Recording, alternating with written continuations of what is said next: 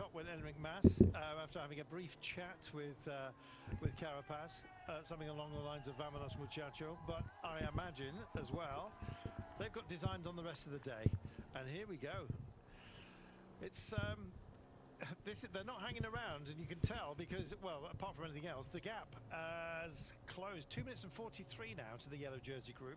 If they have designs, they're going to have to work hard for it, because these guys are absolutely motivated, aren't they? Well, they are railing it, aren't they, down this descent? And we're looking at a similar situation to yesterday, where we said the breakaway was going to need a minimum of 4 minutes lead at the bottom of the climb to be a chance. In the end, Matteo Jorgensen come up 20 seconds short of getting the stage victory with a 4-minute gap at the bottom of that final climb. I would say the same today, because once it's race on, what Soudal Quickstep are doing at the moment, it's likely to be a sustained pace from the bottom of that final climb onwards all the way through to the finish. So 2:42 for mine is not enough for someone out of this group to survive.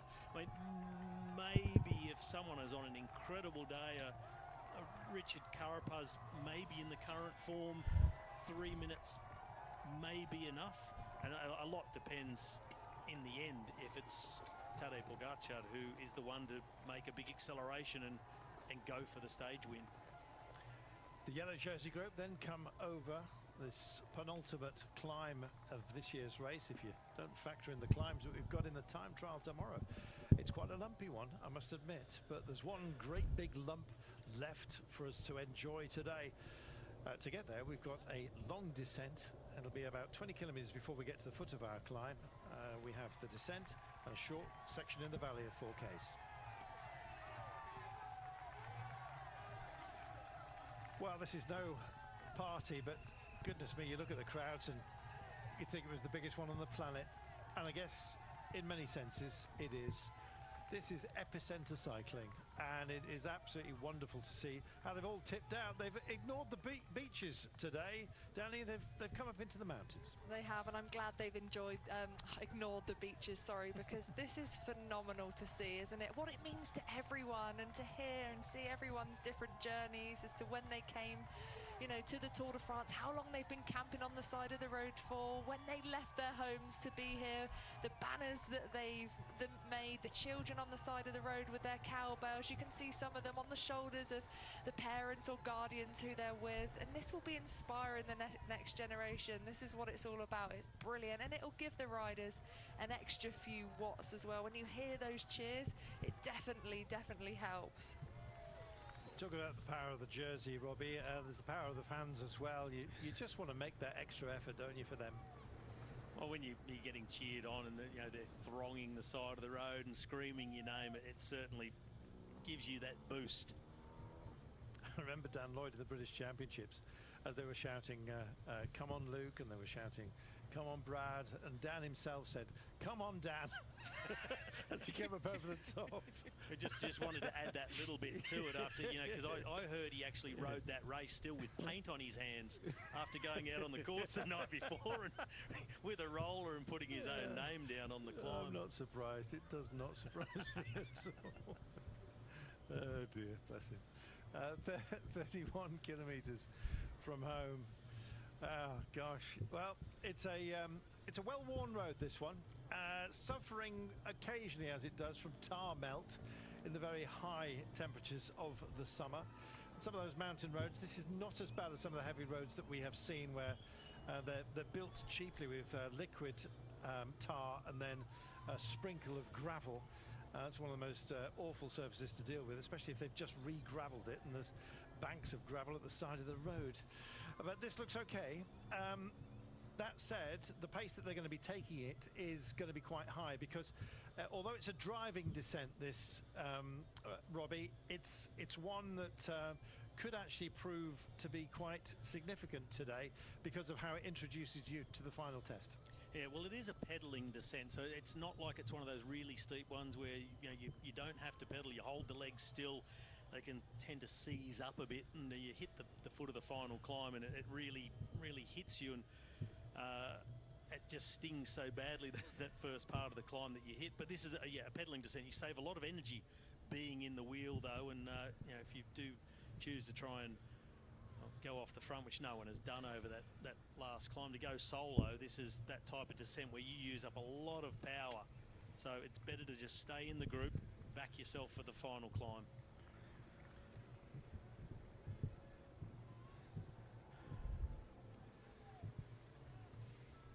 Richard Carapaz adding 10 to his tally takes him to 121 points tally in the King of the Mountains classification. Tadej Pogacar on 87. So even if Tadej does come through to take victory at the end of today, and it's not off the cards with a gap of 3 minutes and 7, sort of a holding margin because we're on a very, very long descent at the moment. It's as described by Robbie McEwen as a pedaling descent, and another one of these magnificent drone shots. You know, before drones were around, this would have been an extraordinarily expensive shot. But nonetheless, the Gorge de Quien, or Sien. What is it, John? Well, it's this beautiful rivered gorge that cuts through, as we can see, part of the Mercantour National Park. So we've got lots of wildlife, lots of fauna available here, but those gorge doesn't look like the sort that you could actually go down on a canoe on that particular one, because it just looks a little bit choppy there, too much rock. But you get these right the way through the south of France, some of them more spectacular than others, loads that are really well tucked away and hidden away, but yeah, beautiful water to follow down here, and you can just see all of the erosion that's taken place over the years. When this river runs much higher, that'll be when those bigger boulders are rolled along, but for now it's sort of a summer height. So as we saw with the Vesubie, just that bit of a trickle in that at the moment, as opposed to a much wider base that it has when it's in the winter months. John then waiting for some heavy rain so he can pump up his dinghy. Absolutely right. Talk about more than a trickle. It does get rather brutal around here, I tell you, with some of the mountain runoff. Can actually be quite dangerous. Who's in danger today, and at whose hand? Well, let's wait and see, shall we? For the time being, the chase is being set by Soudal Quickstep. It was uphill, now it is on this descent, and I just can't wait to see what the gap is by the time we get to the foot of our final climb. Robbie, you reckon it's going to be quite narrow? 3 minutes and 10, 3 minutes and 12 by the end of the flat section. What's going to be needed? I still think that less than 3 minutes is not enough for the front group. This is within expectation. I think that the break out the front, we're going to put some time into the Soudal Quickstep led peloton, call it a group of GC favourites, because they're not wanting to take great risks with Remco Evenepoel in the wheel. They're concentrated more on the battle for second place overall with Jonas Vingegaard, rather than trying to wind the break in for the stage victory. But if they are able to do that, Remco can fight for a top 3 on the stage. There's also the time bonuses on the line, which would be incredibly helpful. But you can see in the break, they are pushing things on the descent. We've had Jan Tratnik at the front, really pushing hard on those more open sections where you have to pedal. Even Marc Soler has now gone to the front of the descent, and you can see how much harder they're pushing it in the corners, banking it over much more. If you're Johannesson here at the back, I think it's still got to be sending shivers down your spine after what happened to him a couple of days ago on the stage won by Victor Kampenaerts. It's a high-speed left-hander, and the front wheel went from underneath him. He's terrible sort of road burns to all up his leg, hip, and shoulder. So, yeah, you got to hand it to him for being able to follow the group on these descents and not flinch. Another mountain runoff section here, as you can see. Helipad as well, just in case. Well, they come across this little pinch point, which, had they been all bunched together, would have been more significant than it was. Very high paced in terms of our descent, and they drive on here. Just looking at how intact UAE Team Emirates are, they've of course got Marc Soler up the road, but just about everybody else is in the service of the man in yellow. And what will he produce today? Well, a whole load of hurt, I imagine, on anyone around him who would deny him another stage win, if it's a possibility. Is it though?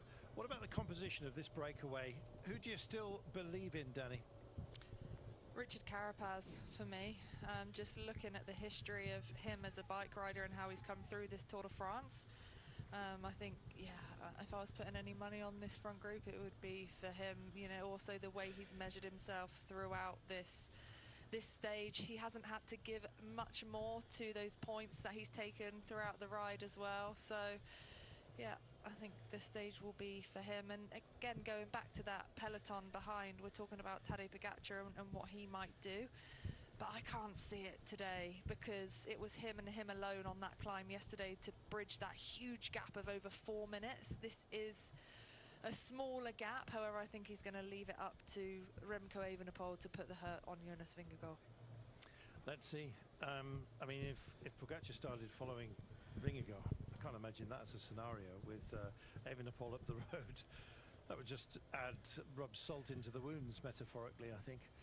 Let's see, 24 Ks from home. It's holding station as we expected on the descent, but what will happen when we get to the floor of the valley? It's a flattish section of just around 4 Ks, as we've mentioned.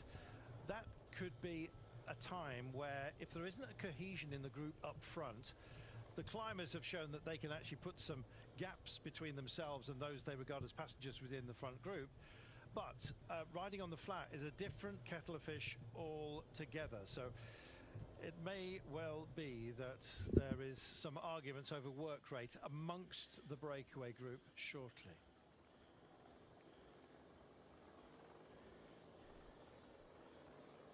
Can't afford for any caginess at all, Robbie, at a moment like this.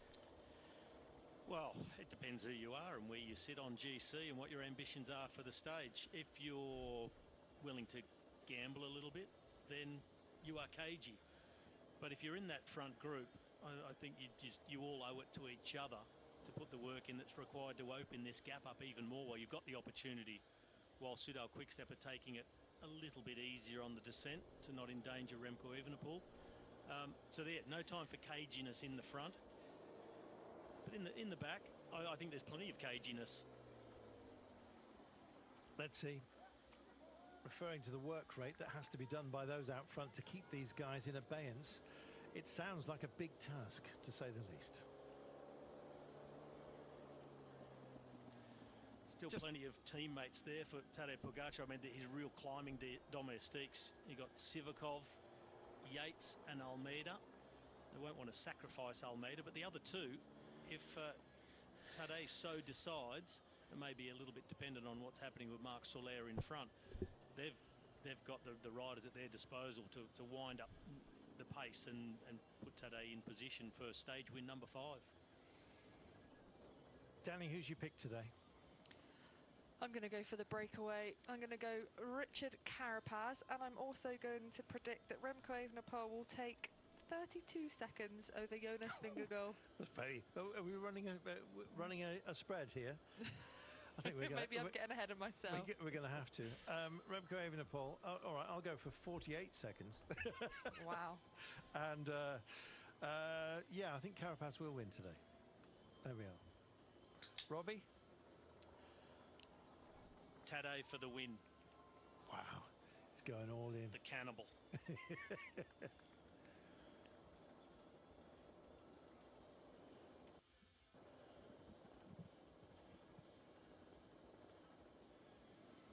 We're coming down into the valley. There is one significant mountain test of this entire Tour de France remaining, save for some lumps and bumps, of course, in the time trial tomorrow. But to carry you to the peak, it is Rob Hatch. Thanks very much, Colton. Sun shining. Final Saturday of the Tour. A final mountain test awaits. What a sight, what a setting, what a bunch of riders we've been watching. 3 minutes 9 seconds, as you've been hearing. Gap was coming back, just extended slightly on the descent. Yellow jersey there. He will be very happy how today has gone. He's about to ride to the Col de la Couillole, a mountain that he knows well, Tadej Pogačar. He won here last year. Bachinis then. Richie Porte, also a winner down the years. 7 years ago, in fact, at the Col de Quillol. But it's very different taking it on in March.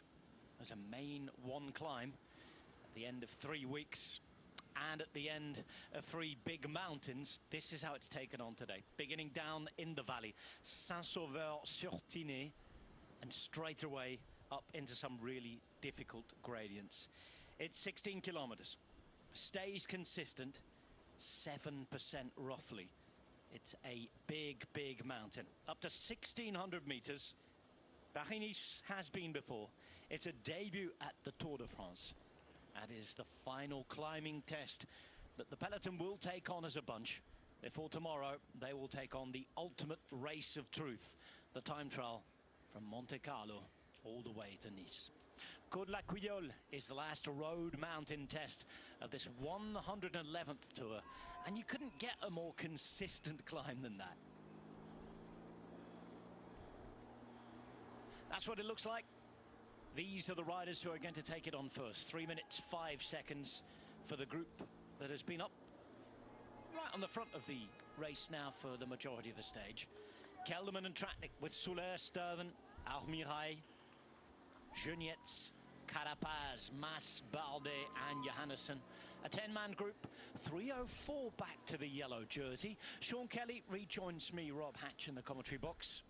And we're about to go to Adam Blythe as well, as he, I hope, has been enjoying these scenes and scenery as much as he can. Sean, very quickly before we go to Adam, this is the final big test. Breakaway, peloton. Breakaway. The king has pronounced. We will see how it shakes out. Let's go to Adam on the motorbike for his final judgment. So guys, I know I keep talking about descents and how scary they were, but we've just come down that last descent before we climb up again. Man, I've just had the time of my life. Honestly, I feel like Valentino Rossi, and I'm not even driving. Just left, right, left, right. The peloton shouldn't be too far behind me. And boy, oh boy, if I was on a bike now, there's more of these corners coming up. It's just left, right round here. Tight on the brakes. Oh, that was a bit tight. But yeah, it's absolutely beautiful, amazing, and I feel like I'm on a racetrack right now. It's just fantastic. Adam, you just made your motorbike pilot's day by mentioning Valentino Rossi there. I think he felt seen in a very nice way. He'll be doing his best to keep you on the bike. You won't be thrown off into the corners. Here we go then. 250. Sean, you're saying breakaway there. That was very quick. Very, very quick judgment before I had to throw to Adam. You're having time to reflect. The time gap's come down since. Soudal Quickstep racing for GC, let's not forget. But we know that if it comes closer, it could bring the rest. But we do have mega talent up front, don't we? Yes, we have some real good riders up front. And I think that the team of Remco Evenepoel, they are going to be riding for... to make the race difficult, see what he can do on the climb and take some time back on the man he's I don't know what's up with this bike today. Podium, Jonas Vingegaard. And I feel that with this man out in front, Soler, UAE will probably just, back off a little bit and leave him have his go and see what he can do here in this company. But he is in real big company here, and it's going to be an interesting one. But Soler is a rider. We see him just a while ago there. He came off the back, he puts in this attack, then he gets caught, and is it game over? Not at all. He gets back in there, and we've seen him so many times do that in races where he looks like he's dropped, done for the day, and he comes back to life again. So it's going to be an interesting one, and they might just play that card. I feel Tadej as well, he will say, I can't really put the team on the front here and try and ride after this breakaway again. I might not make myself very popular in the team. So I think that'll be a little bit as well in the thoughts of UAE. Marc Soler knows this part of the world and has had success here. We've talked about Paris-Nice often. He's a former GC winner of Paris-Nice 6 years ago. Well, I won a few Paris-Nices myself, and it didn't help me to win a Tour of France. On a mountain stage, even to be in a mountain stage, the Tour of France, I didn't manage to do many of them. Always talking yourself down, dearie me. Soler is up there. You said he's the man for UAE. 2 men for Visma, Kelderman, Tratnik, neither of whom have won a Tour stage before. They would be popular winners, I can tell you. Sturven. Climbing better than he's ever climbed before. Johannesson fighting on. Bardet, what a bookend that would be, wouldn't it? After he won the opening stage of the Tour. Yellow jersey then. Enric Mas still not won a Grand Tour stage. There's Carapaz. He's got plenty of those. He's got one in this race as well. And he's looking like the strongest in this group. Jugnet's fighting away for Groupama. And Soler here holding on at the back. His former teammate Carapaz 2 wheels in front. Mihai is the other man to mention. So then, descent done. They start to climb. This is the Col de la Couillole. Ascents have been timed quickly at this tour. Are we in for another full gas fly up the hill? We're about to find out.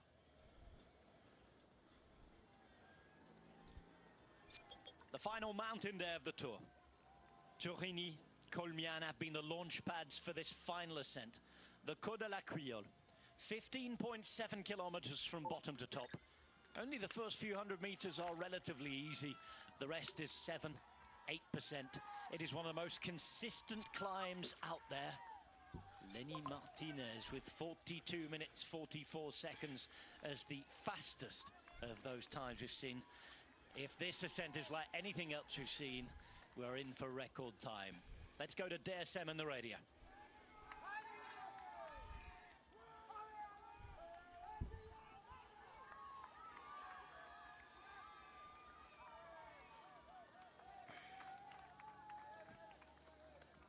Well, I think they were miming that message there. We could read it, but we couldn't hear it. And he was looking good, was Bardet. Yes, well, Bardet, it will be an interesting one. When you look at the riders we've got up here, you know, there is a huge talent, and you know, Bardet is a one that can do it on this climb. Is he finishing this tour in good enough shape? That is the question. The man, Enric Mas, he seems to be improving a bit better as this race go on, but again, you can see some days they look very good, and other days they can be so disappointing at the end of the race.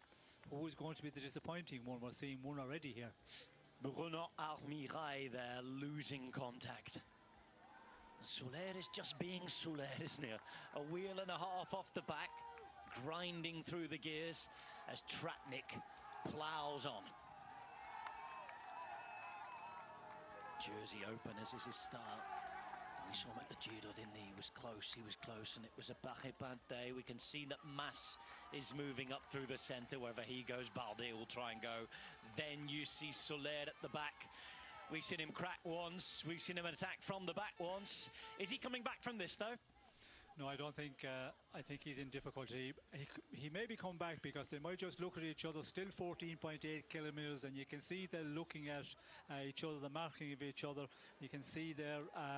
Enric Mas moving up. We can see Bardet immediately watching. So the ones who, you know, are feeling good here, they're going to be looking at the riders in that breakaway, and they know their, you know, strong points. So they're going to be there to that marking. So Soler might come back, but I don't think it's going to be for him to hang in long here.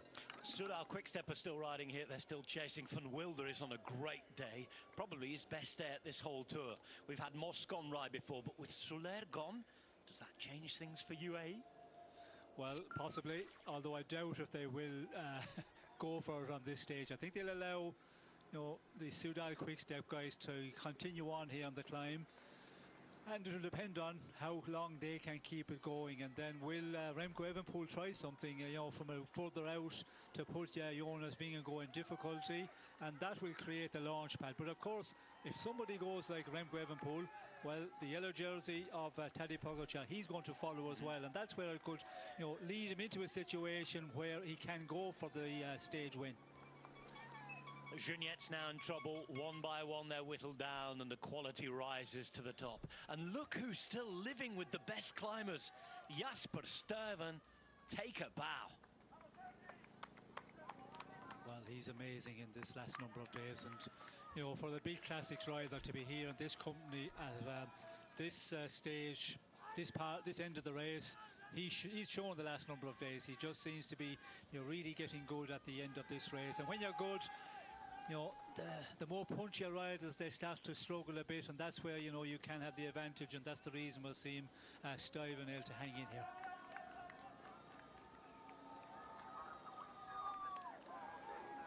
Romo here, that's from Wilder Dunn. Keep your eye on the front of the yellow jersey group now, because it's up to Jan Hirt. He's up the saddle, the pace is increasing, and 10 seconds have disappeared from the gap very quickly. Pogačar still has Sivakov, Yates there, Almeida too. Landa would be the next man to work for Evenepoel. And right on the wheel of Remco Evenepoel in that white jersey, you can see Jonas Vingegaard.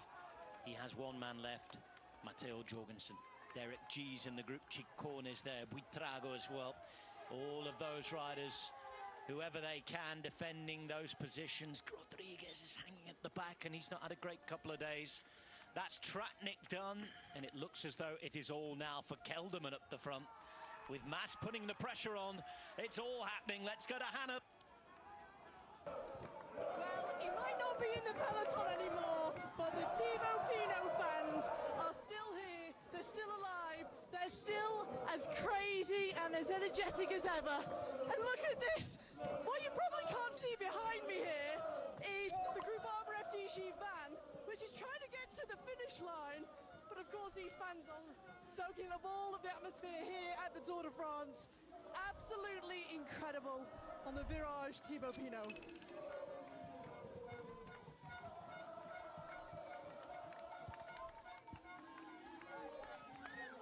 The ultras are out in force. Thanks, Hannah. They might not be winning a stage, but they might just be winning the Best Fans Award. Groupama FDG and the Pinot Ultras are there. Now, this is Simon Yates, and he's just off the back, but look who's ahead of him. Rodriguez, once again, is suffering. He's not ending this tour as he wanted to. No, not at all. I think we've seen yesterday, you know, losing big time against the riders that you would expect him to be with on that final climb, and losing huge time to the riders like, you know, Pogačar and Vingegaard, Evenepoel losing, you know, 142. We see Evenepoel was down there, but when you go down to Carlos Rodriguez, he finished down at 3:56 down on the winner of the day. That's not his place, and that proves that he's running out of energy. And again today, you know, once it starts hitting you at the end of the race, you get a difficult day like today, it's going to hit you again in the final. In danger of slipping and sliding further down the GC. Now then, you said he might come back, and that's exactly what Marc Soler's trying to do, riding his race. He's full of heart, isn't he, whether you're a fan or not. He's not metronomic, he's certainly not a robot. Marc Soler is always an interesting watch. He's one of the first to lose contact, but he's gone past those who were dropped after him. And Soler, with Carapaz on the front, is making his way back. Still 13 Ks to go to the finish. And with Jan Hirt now working at the front of the yellow jersey group, the gap's gone down to 2 minutes 40 seconds. The narrow roads on the way up to the Col de la Quillole. Back in that yellow jersey group. See if there's any more damage. It's certainly a smaller group, isn't it? Rodriguez off the back, as we saw. Still a little bit of help here in the shape of wild pools for Santiago Buitrago. And he's right on the wheel of his new best mate, Giulio Ciccone. Those of you who weren't watching our pre-show today, there's a little bit of argy-bargy between those two after the race yesterday. One accusing the other of holding on to cars. Let's go to Adam. He's holding onto the bike. All right. Here's the yellow jersey group. We've got Quickstep on the front. Jonas right in behind Remco there. Tadej looking absolutely fine with all his teammates behind. Sivakov suffering. Ciccone there right at the back with his tongue hanging out like a dog. He is suffering. We've got Stevie Williams here. Stevie's done a great ride to be here still. Just judging his effort till he gets to the top. But this is going to be on now. Remco Evenepoel. Can he take time back on Tadej Pogačar? I'm going to follow them to the top and give you any updates as I see them. Back to you, commentators. Thanks, Adam. 1 minute 58 between second place and third, and little gaps opening up between those riders at the front. It's Bardet who's on the move with Kelderman. Carapaz is there with Mas. Johannesson is holding on like a hero, and still battling right at the back is Jasper Sturver. And Soler has done what we thought he couldn't do. You thought he might have a chance though, Sean, and you're obviously a seasoned Soler watcher. Yes, well, again, it all depends on what happened out front, and you can see the big fight is not on between the stronger riders here, as we can see Stuyven starting to get into difficulty. The moment they really go for it and decide, yeah, I'm going to go all the way here, and 12 kilometers plus on this climb, it's a long ways to go, and the riders are looking at each other, just throwing in testers there to see who's got the energy left. But Stuyven is a one, he's going to just go further back here, lose contact, and yeah, with the guys he's with, it's going to be expected here. But again, you can see Kelderman just tapping it out here. They want to hold on to this advantage of 2:29 at the moment, but you don't want to invest too much riding in the front. Although you're on the climb, they say, the advantage in the wheel is not great drafting wise, but still, mentally, if you can sit in behind and leave the other riders do the pulling, do the pace setting, you think you're winning a bit more there, and maybe more than you probably actually are, but mentally that is a great thing. So for the moment, they're playing that game here, and yeah, they're getting into a situation now where they have to keep on working at it, because it's 2:26. If there's action kicks off in the earlier part of the climb from the main yellow jersey group, well, this could come down very quickly. Sturven, we salute you. He's out the back. Adam Yates in this group, he's the next man who would stand the most to gain in the GC, by the way, with Rodriguez moving backwards there. About a minute and 45 roughly between the two at the start of the day. Derek G will be the next man, but you've got to go another couple of minutes to see him. He's at 21.52 from Pogacar. There are enormous gaps in the top 10 in this tour now. 22 minutes 46 seconds from first to 10th, as Tadej Pogacar loses another teammate. This is Sivakov, the Frenchman. And the gap at 2:23 now. Hirt is bringing it down. Another increase in pace. Landa still yet to ride, remember. Mas attacks at the front, though. Enric Mas making his move. Only Carapaz can follow. Balde realizes that the strength of the two who've gone means he must try to chase.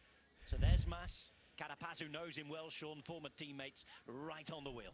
Yes, they know each other very well, and they have been looking at each other in this break as we got ever so close to this final climb. And when you race so much together and being teammates and that, you can read from behind how they're riding, their style. If they're starting to suffer a bit, you see that little movement on the bike, the rocking a bit, and that tells you.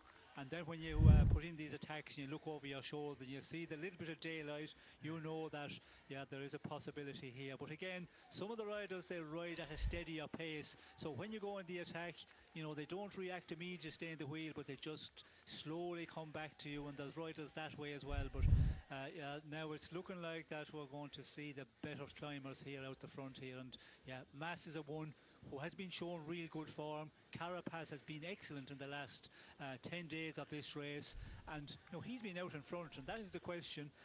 All the breaks he have been in, fighting for the polka dot jersey, will he pay for that a little bit in the end, or will the other riders come back to join up with the two out front? Enric Mas, winner of a Vuelta stage in 2018. He's about to have company with Balde. What a way to go out in your Tour de France career, eh? Whether he wins or not from here, this is Balde at his best today. Well, yes, he's doing a great tour, and coming to your final Tour of France, it's a real difficult one at this stage in his career, but what a dream Tour of France for Bardet, winning a stage, getting the yellow jersey, being in breaks on many times, and we can see here he's just fighting at the end of his energies, but yeah, a great tour he's had. And Carapaz puts in another dig. He's really up the pace there through that tunnel. You could just see the way that Mas was starting to struggle. Balde immediately went backwards just as we were praising him. And look at the distance that Carapaz has put in there.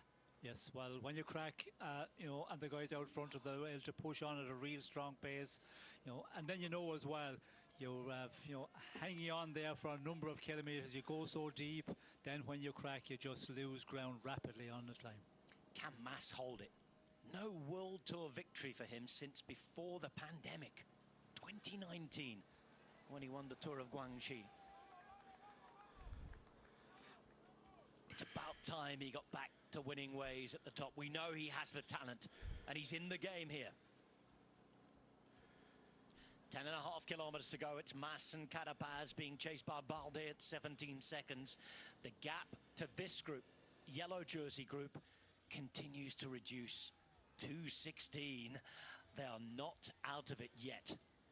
No, certainly not out of it. And again, it'll depend on now what the action is back in the main peloton. And, you know, the big GC riders here, if they start the battle, well, then this advantage of just over 2 minutes could come down very, very quickly.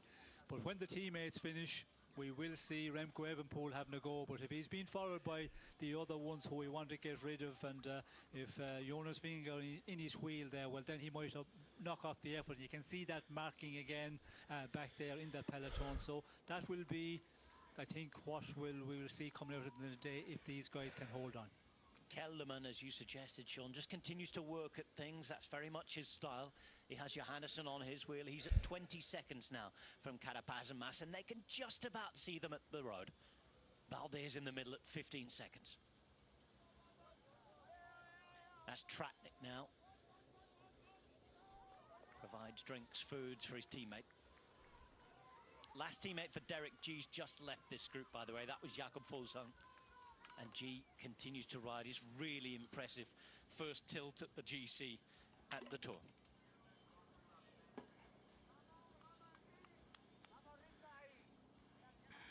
You can hear the encouragement for these two. Carapaz, who's already won a stage at this Tour. Building this advantage on the chasers who are immediately on the road. Behind it, it's staying fairly stable to the yellow jersey group for now.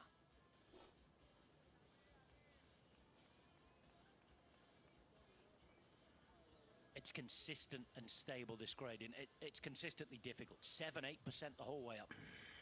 No real changes in rhythm, but it's a long, long climb to the finish, this.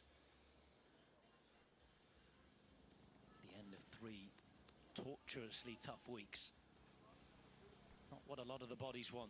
Now then, here it finishes. Landa takes over. It's still fighting to be up at the front there. Now, if we see the best Mikel Landa, things could change quickly. Well, that's what they've got to do when the team of Soudal Quick-Step, you know, they've set it up here for their leader, Remco Evenepoel, and they have to use their men here. The question is, Landa, how deep will he go? Because in the GC standings, he might be thinking, well, you know, I'll just ride, you know, to 95% and just spare that little bit, because we can see in the general classification, the Spanish battle, he's winning it, and all that is going through your mind as well. Yeah, it'll be an interesting one, how much he will pull it down, as we can see that he's coming down at the moment, but will he really go all out and just empty the tank fully? That will be the question here. Well, whatever he's doing, he's already distancing riders. Buitrago's out the back. There's Hit, who does finally finish, and things obviously have increased in this group. There has been an acceleration because it's done for the Colombian. It is Landa. G's hanging on for dear life at the back. Ciccone with him, but a gap starts to open up from Adam Yates. Jorgensen drops further back in the group. He's on the wheel now of Almeida, and this looks like Mikel Landa is on a mission. Yes, well, he is having a super tour, and we talked about that, Rob, and early part of the morning. You know, when he's not under the pressure to be leader, he seems to be able to, you know, do these great rides. And what a ride he's doing here, because the riders he's putting out the rear, you know, he's causing major problems for, you know, super climbers here. Derek G there dropped. Adam Yates as well, just losing contact. Gap down by 15 seconds in the case of a few pedal strokes there from Landa.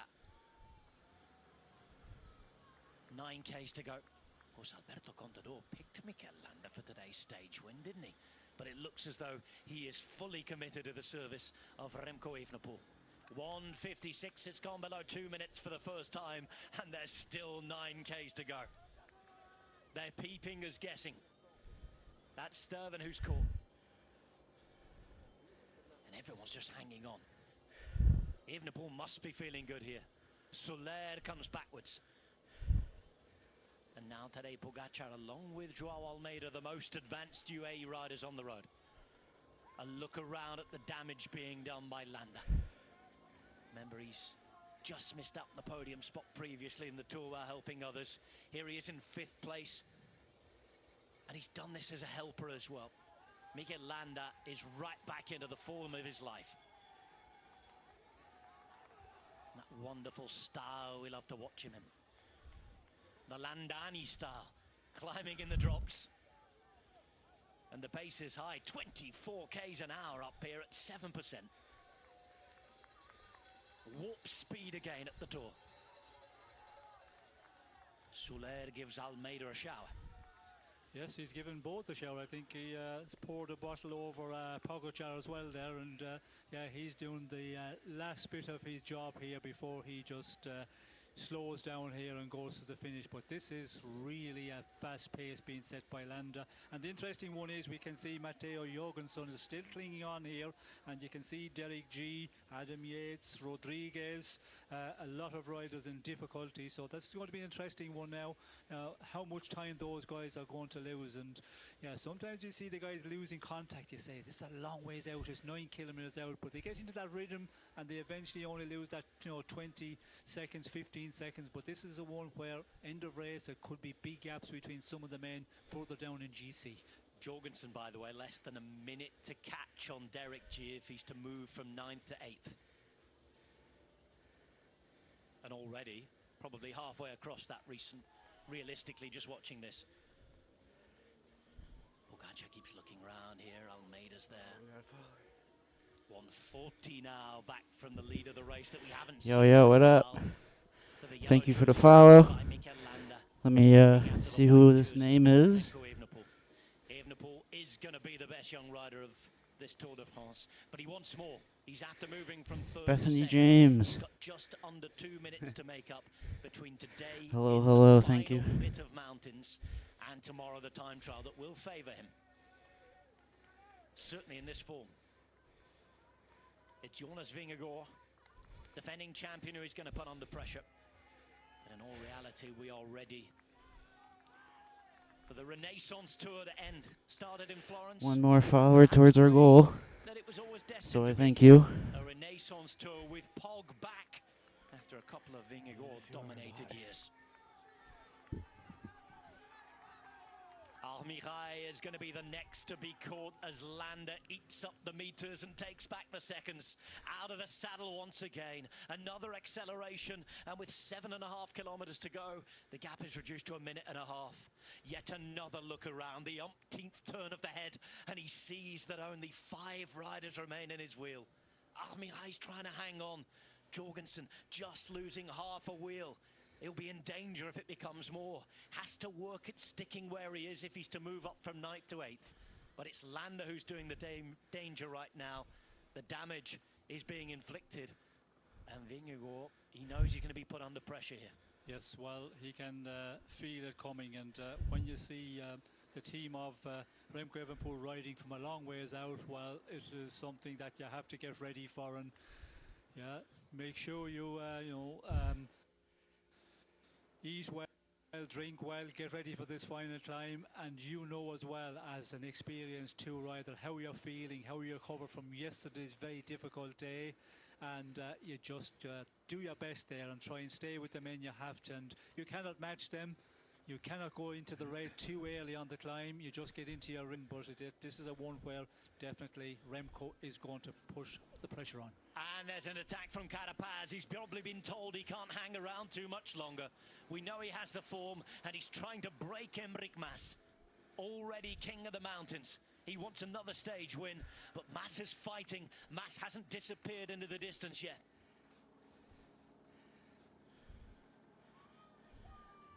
And he's recovered well.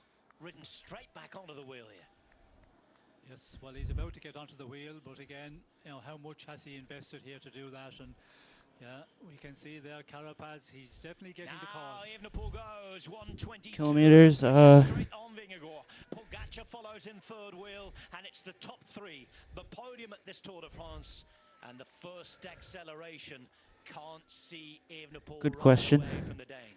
No, and Remco is a rider that when he attacks, if you have riders in the wheel, he doesn't almost 20. continue on and persist with that real fast pace. And we can see immediately, looks around, knocks off his effort, and now we're going to see a regrouping here. Almeida just getting back, Landa trying to recover after his effort there. Jorgensen also following here, but now a little bit of downtime here. That will play advantage into the front of the race. The two leaders, 1:17 at the moment, but still just under 7 kilometers. It's a long way on a mountain like this one. The superstars at the top of the GC could well be in the frame for another stage win. Keep your eyes on Almeida. And he'll make a move now. Moves to the front. And his pacing is ferocious. So much of an improvement. Landa did a big job there, didn't he? He halved the deficit really when he went to work. And it's now the turn of Almeida. Jorgensen riding really well again. Really well. Yes, and Almeida, of course, he has two interests here. First of all, if you set the pace here and try and take this advantage down to the two men out in front, but also he does not like that attacking, slowing down. He likes to make that real strong tempo on the front, and he's making a bit of a more stronger tempo because he's doing the job for himself, but he's also serving for Pogačar and maybe a stage victory. These are the two who still feel they will have the advantage to take the stage victory. Mas alongside Carapaz, 24 seconds on Bardet, 1:01 on the rest of those chasing who are still in the game, 1:30 ahead of the yellow jersey group. And as Almeida goes, this is how you predicted it might have happened all day, Sean. You talked about Pogačar not actively chasing it early on, but finding himself in this situation where he would not be able to resist a move to win the stage. Well, I think if we talk to Taddy afterwards, well, you went for this stage. Oh, no, not really. Almeida does not like this attacking on the climb, so he set his own pace, and the stage was up for grabs, so I had to go for it. And it's a true story. As you can see here, they didn't set out to try and take this stage at all, but the way they're riding and with the man like Almeida here to set this pace on the front, this is going to be a difficult one for the guys out front. And depending on how much they have left, the two leaders on the road, are they sparing a little bit until they get to that 4 or 5 kilometers, and we will see that big attack from one of them. Otherwise, it could be another disappointing day for the breakaway. And Almeida all this time as well is building his own gap to Landa in fourth. Yes, I think he knows that Landa has made the effort, but when you look at Landa, Almeida, the time trial, I don't think Almeida would be too concerned about Landa in the time trial tomorrow. But this is a one now where the stage is being dangled out there in front of them, and when you're a rider like that, with a team, UAE, you have a leader like Pogačar, it's normal that they continue on, setting the pace here. A bit of fun at the back there from Kelderman, Vingegaard, and even a smile from Pogačar. Doesn't take much when he's in playful mood, though, does it? Here's João Almeida.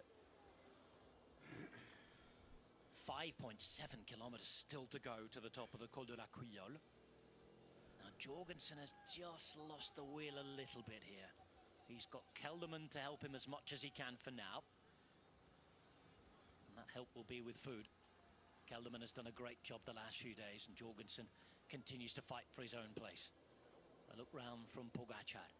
Evenepoel still on the wheel of Pogačar's teammate Almeida.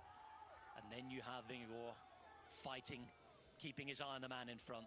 Here's Evenepoel, looks as well to see the situation. Bardet, he's fighting so hard here, 26 seconds. But this gap continues to come down at a real rate of knots now. It's just 1 minute now, Sean, and we've got a third of the climb still to ride.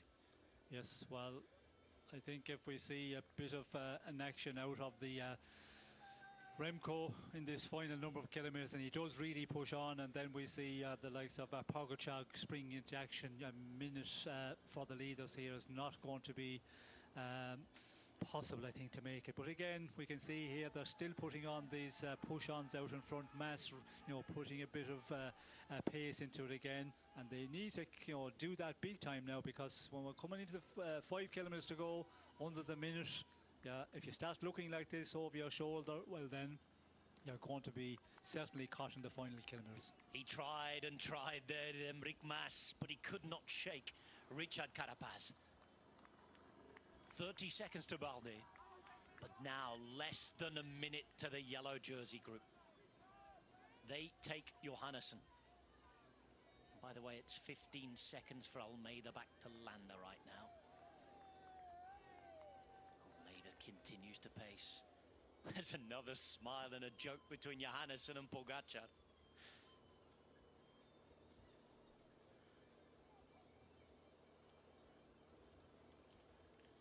And he has to be comfortable if he can do that. And now Carapaz, left-hand side of your picture. There goes Carapaz, and it's up to Mas to try and hold again. It was Mas who attacked just a few hundred meters back, but it's the Olympic champion now, riding the final road race before that title comes up for grabs again, and he's gone. And at the same time behind, it's now Evenepoel time. Vingegaard with the pressure on to follow. There is a bike length. Now, can he extend that? He's trying, he's fighting, he's up the saddle. Pogačar is just following here. But again, that's that. And now Vingegaard. Vingegaard to attack back. And Remco Evenepoel, for now, has no response. And this is the defending champion, defending his second place with honour and hoping it'll end in glory. Evenepoel's tried to stick it to him, and now Vingegaard digs deep to find something else. Pogačar, in the meantime, waits. Doesn't take a turn. You do wonder, though, whether he will pounce. Balde is caught. And a turn back in the favour of Vingegaard. Yes, well, this is a surprise, because we see that it was Remco Evenepoel was the one in the driving seat yesterday. But yes, you have to try, I suppose. And when you look at the GC standings, Remco Evenepoel have nothing to lose. He's way up on the 4th rider, so no danger at all of losing that. So you can risk it and put yourself into difficulty and lose a bit of ground, but at least you have tried here. But we can see yellow jersey, Tadej Pogačar not contributing at all here, and this is going to advantage to the men out in front. 52 seconds at the moment. This is going to be an interesting one, because how long is Vingegaard going to ride for with Pogačar on his wheel? It's going to be an interesting one.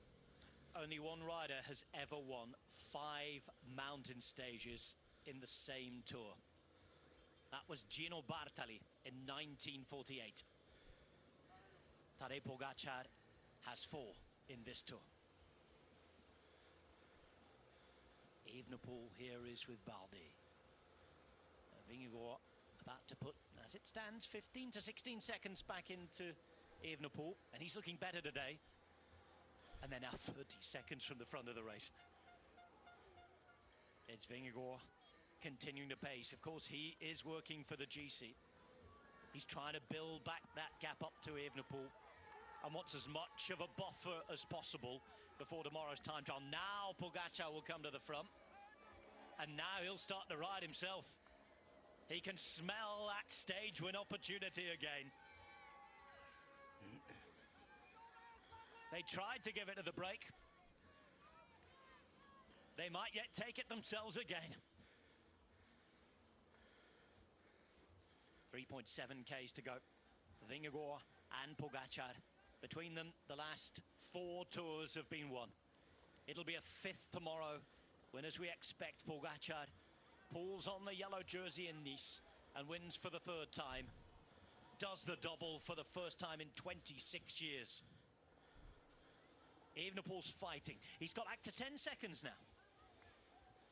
Yes, and this is Remco's style. He just gets into that rhythm, and we've seen him in all tour, where he just do not try and go with the big attacks of the big favourites here, but gets into a very strong rhythm and limits the losses. And this is going to be an interesting one. We see Tadej Pogačar taking the pull on the front, but he was glass cranking a bit, as we say in cycling. So he wasn't putting the power in there at all. He was just, you know, taking a pull on the front, but it wasn't a full on. And this is going to be an interesting one. You can see the gap has just melted down in this final number of kilometres here. And yeah, it's going to be another one where we're going to see the battle for the stage win between the two big favourites of the tour. We've had 1-2 up sprint between them at Le Lioran.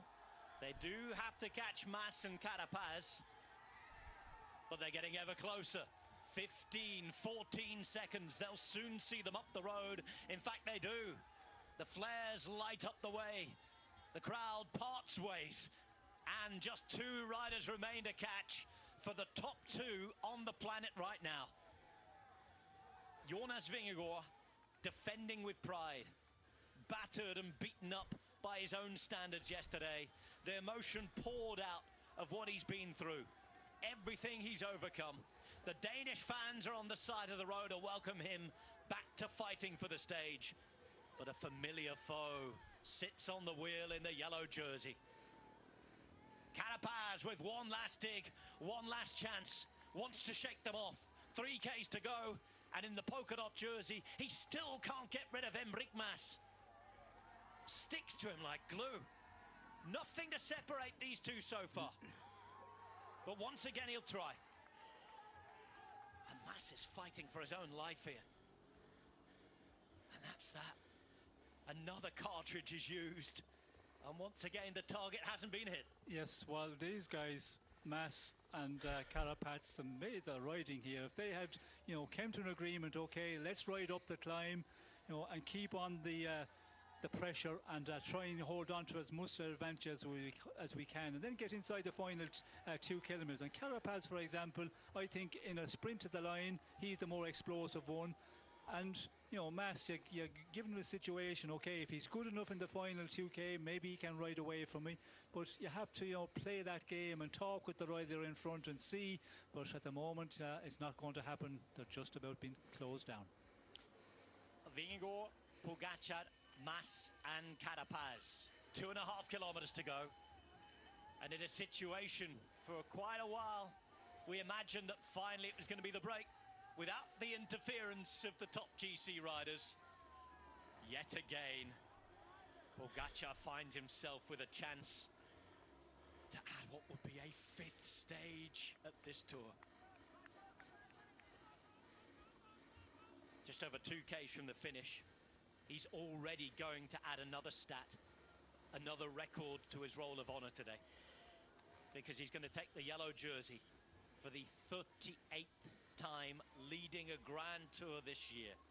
That's going to be more than anyone ever before. Last night he drew level with Eddy Merckx. And when this man's around, those records, those sequences, they disappear. 2 Ks to go now. Now Vingegaard looks around. Of course, he's interested in time on Evenepoel. The 2 at the back, they're hanging on. They're hoping for a chance to win the stage. They're going to have to contend with Pogačar as well. Here's Mas just giving himself a little bit of room. Or is it that he's struggling to hold on? It might be the latch, I'm afraid. Yep. Yes, I think so. Mas is starting to feel the effects of being out here for most of the stages. You can see, yeah, they're riding away here, and Carapaz is going to try and cling on as long as possible, and hopefully that will be to the final 100 metres where he has that kick as well. And Pogačar, as we know, I think he's the one who has the more power left here. You can see the way he's riding the climb. Carapaz as well, he's invested a lot in this polka dot jersey competition all through the day. So it looks like that the yellow jersey is on the road to winning another stage, unless this man, the defending champion, Jonas Vingegaard, can really put up one of the performance which he did in this tour. Will he be able to do it again and take a 2nd stage victory? Almeida still 7 seconds ahead of Landa. That's the fight for 4th place. The fight for 2nd right now being won confidently by Vingegaard. He's putting almost half a minute into Remco Evenepoel. Just under 2 minutes was the difference in favour of the Dane at the start of the day.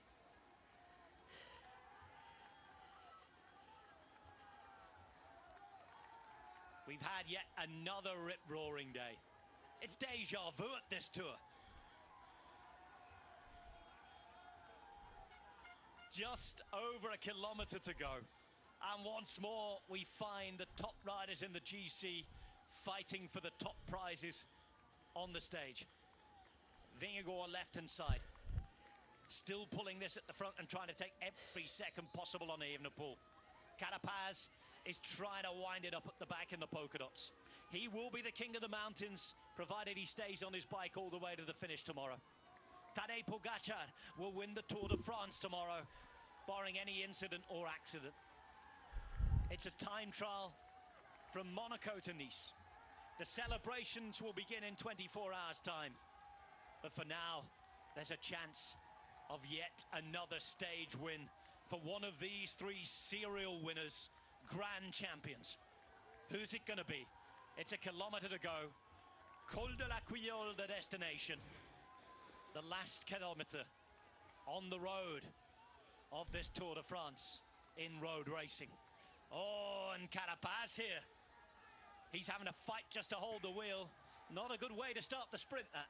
No, it's not looking good for the sprint. I was wondering, was he just trying to recover there, but it's not recovery. He's going into the red here. And the pace being set by Jonas Vingegaard, that tells that this is a strong one. But when you look at the yellow jersey, Tadej Pogačar, he's making it look so easy. But this man, he's not giving up without a fight. And Jonas Vingegaard, we heard that from him all through this tour. He's going to fight all the way. But yesterday evening, after the defeat, losing a lot more time to the yellow jersey, he was accepting that he wasn't going to be able to challenge the yellow jersey. But still, this is what a big Tour champion is. You keep on fighting, even though you're not, going to win the Tour of France. The stage is up for grabs here. We know in the general classification he is the advantage over Remco Evenepoel, but still fighting on. It's a victory to Vingegaard, regardless of who wins the stage today. Half a kilometre left. Vingegaard has put a lot more time back into Evenepoel. He's defended his honour. He flicks the elbow. Now, does Pogačar come through? He's ridden with Vingegaard here on the wheel. Is he going to win the stage? That's the question. We're into the final 450 metres. Pogačar with 4 stage wins at this tour. He's really stuck it to Visma Lease bike after the damage they'd inflicted upon him in the last couple of seasons. And Tadej Pogačar here rides into the final couple of 100 metres. There have been more climbing metres for tired legs and weary heads. Stage 20 of this Tour de France coming to an end with yet again the top 2 on the planet right at the front. Here we go, 200 metres to the line. Pogačar looking around. Vingegaard sitting on the wheel. Yet again, 4 full gas hours, and here goes Pogačar. No response, and that's it. It's going to be number 5. It will be number 5. Yet again, Tadej Pogačar, all alone, in yellow. Nobody can touch him. A man made to make history. Records tumble when this generational talent turns up, and he has done it yet again. Can you believe it? 2 greats battling it out. They push each other all the way. This year, Tadej Pogačar wrestles back the Tour de France from the grasp of Jonas Vingegaard. And Vingegaard himself, suffering doubt 24 hours ago. And Remco Evenepoel with momentum has grabbed second place and surely now will make it his. Behind they come in. They tried to take the stage to them, but nothing can stop the top echelon. This trio of riders, 3 superstars on tomorrow's podium, but for a 5th time at this Tour de France, Tadej Pogačar does it. Only Pogačar and Bartali have ever won 5 mountain stages in one tour, and in each and every one of the big mountain stages we've had, Pyrenees, Alps, domination from UAE. Pogačar, all powerful, and Sean Kelly nobody can live with him. No, again, and today was a day where they did not set out to go for this stage, but circumstances within the race, GC teams wanting to test other riders, it presents itself, and you have to go for it. As a big champion, you do not leave a stage of the Tour of France slip when it's there for the taking. Talking of the numbers, talking of the records, at number 16, there is Romain Bardet. I think we finished the season pass. Final road stage for Bardet in his Tour career. Sean Kelly's run off to get into the breakaway studio. Stay tuned, because there is so much to unpick yet again. There might be a familiar winner, but this stage has had its own story to tell.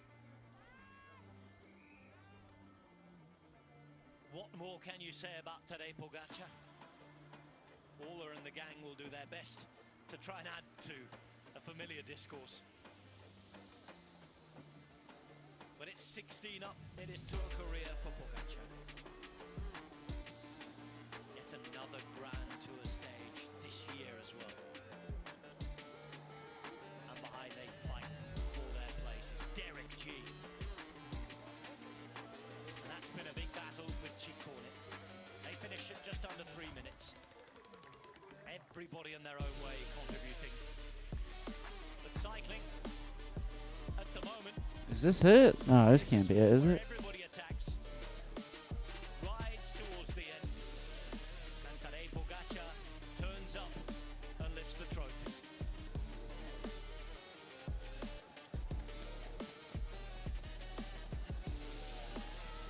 The ultimate winner, and then ultimate respect between the two biggest of rivals. He's done it again. It's 5 for Pogačar at this Tour, and it's not over yet. The GC is tomorrow, barring any bizarre incident or accident, in a race of truth against the clock. Tadej Pogačar will win the Tour de France for the 3rd time in his career.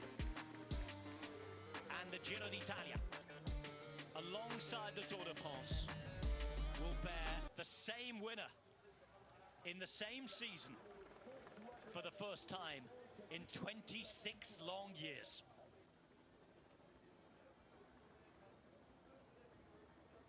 Pogačar, Vingegaard, Carapaz, Evenepoel, Mas.